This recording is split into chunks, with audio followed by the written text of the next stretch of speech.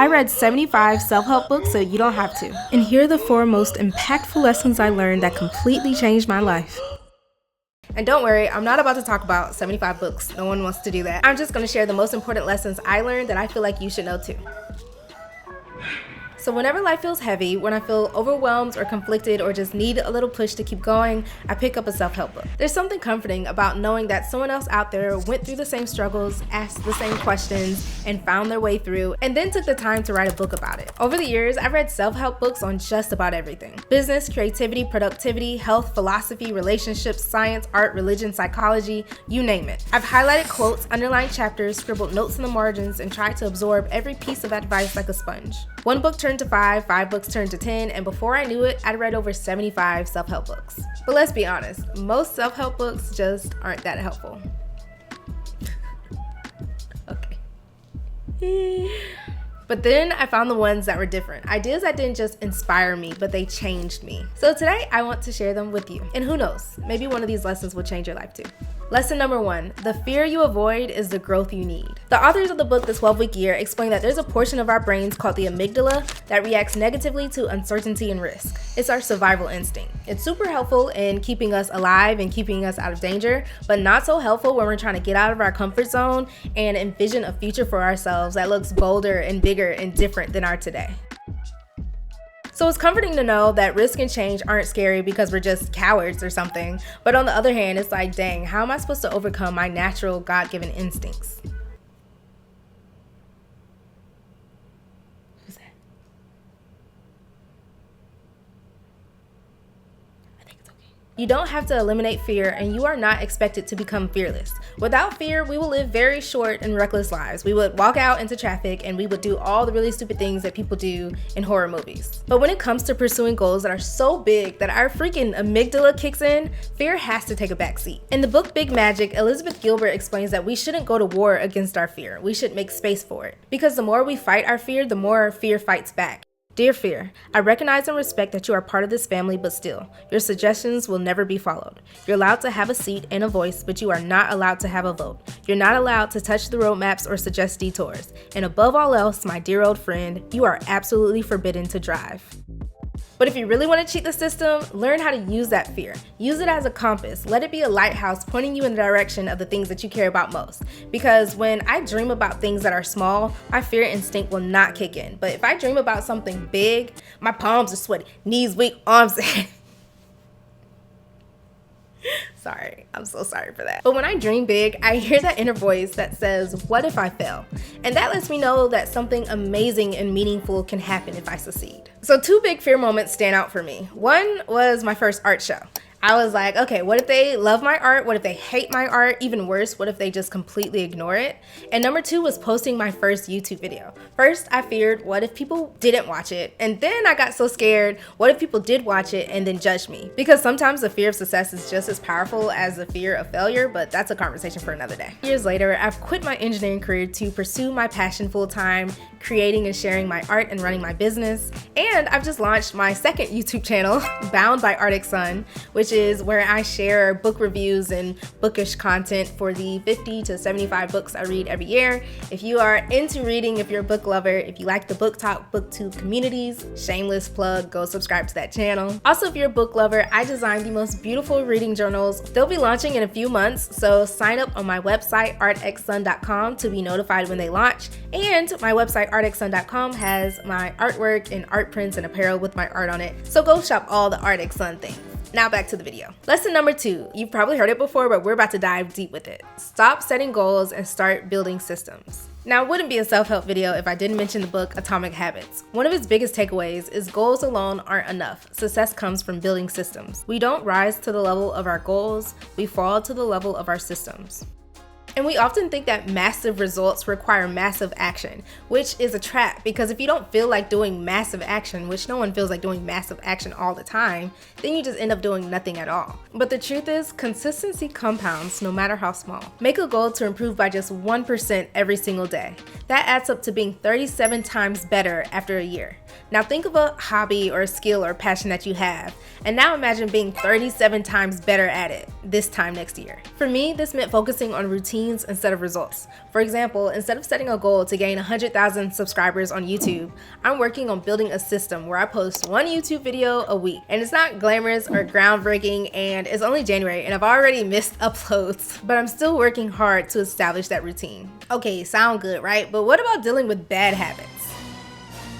Sometimes it's hard to establish new positive habits if we can't break our old bad ones. The book Power of Habit explains that habits work in a loop: cue, routine, reward. Most people fail to break bad habits because they're trying to eliminate the routine altogether, but instead rewire the loop. You should swap the routine or that habit out for something else because your brain's going to still get that cue or that trigger, and it's still going to crave the reward. So for example, after a long day of work, I used to love to walk in my house and pour myself a glass of wine, and that was how I relaxed. And I didn't want to stop drinking wine altogether, but I did want to cut back. So some nights I swapped my wine for pomegranate juice or hot tea because they both felt similarly relaxing and indulgent, and I cut back on my wine intake without feeling deprived. If you swap that habit with something different, your brain still feels satisfaction in this habit loop. Atomic Habits also talks about how our habits tie deeply to our identity. Who do you believe you are and who do you want to be? So imagine two people offered a cigarette when trying to quit smoking. The first person says, "No thanks, I'm trying to quit."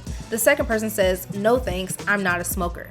That's a small shift in answer, but a strong shift in identity. That second person is saying, "This is no longer who I am." When your goals and your identity are aligned, you're no longer pursuing behavior change. You're now just acting like the person that you already believe yourself to be. That's why positive self-talk is so important, because your mind will believe what you consistently tell it. If we continue to tell ourselves that I'm always running late or I'm not a morning person, then we will continue to uphold that belief in ourselves. We're going to continue to be late and we're going to continue to be grouchy in the mornings instead of trying to reframe our mindsets around those ideals. So I believe that our habits shape our identity just as much as our identity shapes our habits. So I believe myself to be a good person, so I strive to treat others well. And because I treat others well, I believe myself to be a good person. And the more proof you have, the stronger your identity becomes. If I paint every week, I have proof that I am an artist, not because of the quality of my work, but because of the consistency of my habit. James Clear puts it perfectly. Every action you take is a vote for the type of person you wish to become. No single instance will transform your beliefs, but as the votes build up, so does the evidence of your new identity. So goals are a great starting point in providing direction, but it's the systems, the habits, the identity that you build around them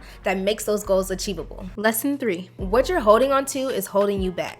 What if the things that you're holding on to, whether physically, emotionally, mentally, are not just taking up space in your life, but actively keeping you from the life that you want for yourself? Sometimes it's not about adding more to our lives, it's about letting go. So recently I decluttered over 600 items in my home in just 3 days, and that experience was transformative. I not only cleared up physical space in my home, but I freed up mental clutter from my mind. I felt lighter and freer with every box I donated. If you're curious about how I did that or need decluttering tips, I made an entire video about it. Check it out after this one. And it wasn't just about the stuff. With each item, I had to confront the reasons why I'd been holding on to them. The book Goodbye Things explains how the more space we allow for things we don't love, the less room we have for what truly matters. And again, it's more than just physical clutter. It's every unhelpful mindset, it's every relationship that we cling to that we know is no longer serving us, and it's every single thing in our lives right now that do not have a place in the brighter and more beautiful future that we are envisioning for ourselves. The book Essentialism echoes this, saying, when you say yes to something that doesn't matter, you're saying no to something that does. So here's your challenge. When you look around at the things around you, the people in your life, and the thoughts in your head that you let guide you, ask yourself, do these things bring value and joy and positivity in my life? Are these items things I find beautiful or useful, or am I just keeping them out of guilt, habit, or fear of what if or maybe someday? Are the people around you people that you want to strive to be like? Jim Rohn famously said, "We are the average of the 5 people that we spend the most time with." Or as my daddy always told me, show me who you run with and I'll show you who you are. Surround yourself with people who motivate you, encourage you, who pour life and love into you, and show up consistently with good character and good intentions. If you feel like the people you consider friends drain your energy, judge you, don't support you, you can't rely on them, or secretly envy your success, then it's probably time to cut them off. And most importantly, if the people around you have character traits or habits that you would hate to see reflected in yourself, know that they will act as anchors, constantly holding you back from the person that you are striving to be. You're so cute.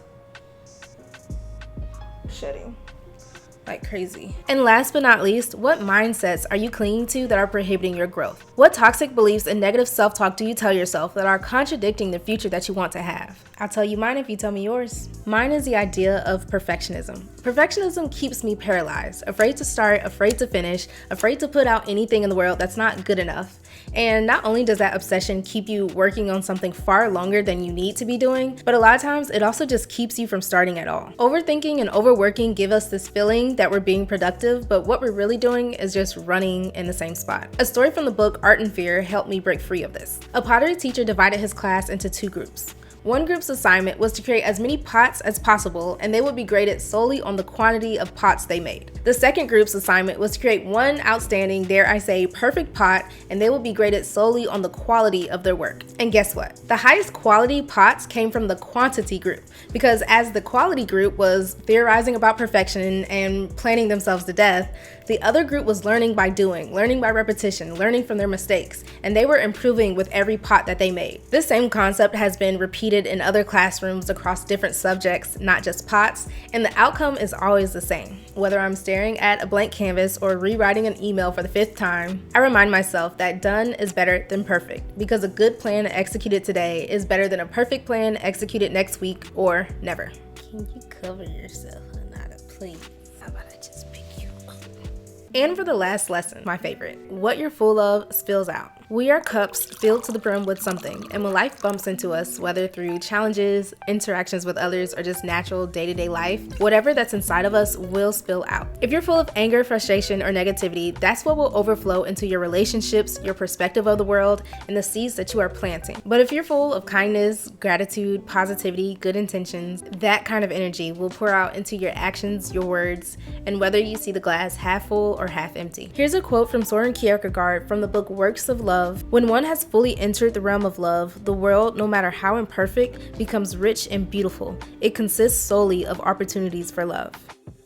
Brené Brown in the book Atlas of the Heart explores how our emotions guide the way that we connect with ourselves and with others. She writes how emotions like gratitude and joy are practices. They are habits and actions that we can intentionally take. And what we choose to cultivate in our inner world impacts how we show up in the outer world. And if you feel like positivity doesn't come naturally to you, rest assured it is something that you can build. So 6 years ago, I started this practice of every single day I write down 3 things that I'm grateful for. But I made one rule, no repeats. So at first I was like, okay, I wonder how long I can do this before I run out of things and have to start repeating. But the rule caused me to notice little things around me and be very specific in my gratitude. So instead of writing something down like I'm grateful for my mom, I'd write something like I'm grateful to my mom for praying over me on the phone this morning when I was feeling anxious. Instead of writing something like I'm grateful for another day, I'd write something like I'm grateful for the fact that the leaves are changing outside of my window and it looks so beautiful while I'm walking my dog. Like, I get so specific. Or even smaller things, like I'm grateful that I got a good parking spot when I went to the grocery store. Even on bad days, when finding gratitude feels hard, I could write, I'm grateful that I still showed up to this practice. For me, I use this daily practice of gratitude also as a time to just thank God for all the blessings that He is bringing into my life. And after over 6 years, I have never had to repeat the same thing twice. Practicing gratitude and positivity has created like a sense of warmth and peace inside of me. It has caused me to be more patient when people are pushing my buttons. It helps me remain hopeful when things aren't going as planned, and it allows me to pour out like my inner sunshine into others, because that's what I try to make sure that I'm full of, so that's what I overflow. And it's not just about the energy we give to others, it's about the energy we give to ourselves too. The way that we talk to ourselves, the media we consume, the people we allow in our lives. All of that influences what fills your cup. A heart full of bitterness will taint every interaction, and we all know that comparison is a thief of joy. So if doom scrolling causes you to feel those types of emotions, maybe it's time to change how you spend your time. Even the Bible, which is arguably the greatest self-help book of all time, says a good man brings good things out of the good stored in his heart, and an evil man brings evil things out of the evil stored in his heart. For the mouth speaks what the heart is full of. Luke 6:45. And even more to the point, a good tree bears good fruit, Matthew 7:17. So what are you filling your cup with? When the world bumps into you, what spills out? So all books mentioned are in the description of this video. Let me know what lesson resonated with you the most and what your favorite self-help book is. Also, don't forget to subscribe for Bound by Arctic Sun, my new book YouTube channel, if you're interested in reading and books and all those types of things, and sign up to be notified about my reading journals.